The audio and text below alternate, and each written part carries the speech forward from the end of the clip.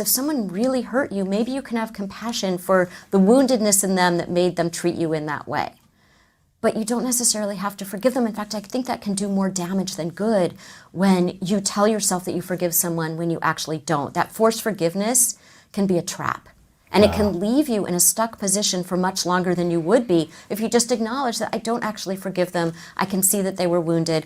I'm not going to put myself in that position. I'm going to choose a different kind of partner next time. Right. I don't need to beat myself up or hold a grudge anymore, but I don't want to forgive. Is there a way to not hurt yourself and still not forgive? It's like we only have so much emotional real estate. How much time are you thinking of this other person? We had this, again, I keep talking about the podcast because these are such common issues that on the Dear Therapist podcast, we had this woman come on and she was spending so much emotional real estate on this person who had treated her badly.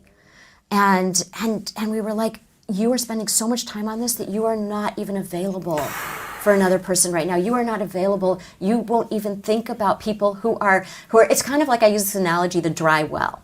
That there are people who, they keep going back to the dry well. They know there's no water there. They know that there's an emotional void there. And they keep going back every day expecting that there's going to be water there.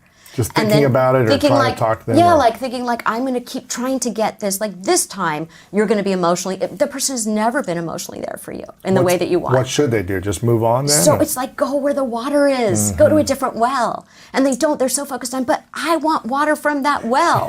I want it from this particular well. The dry well. Yeah. It's like you're never going to get water. That well is dry. Go where the water is. Psychologically, why do we fixate on that sometimes? Because they had a dry well somewhere in their lives.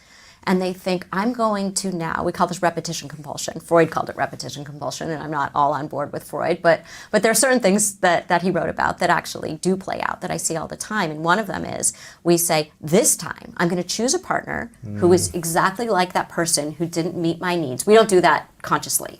Right? In fact, they look very different. We think, aha, I won because I chose someone very different. But then when you get into relationship with them, you see, they're also not emotionally available, or they also have an anger issue, or they also are withholding, or whatever it is.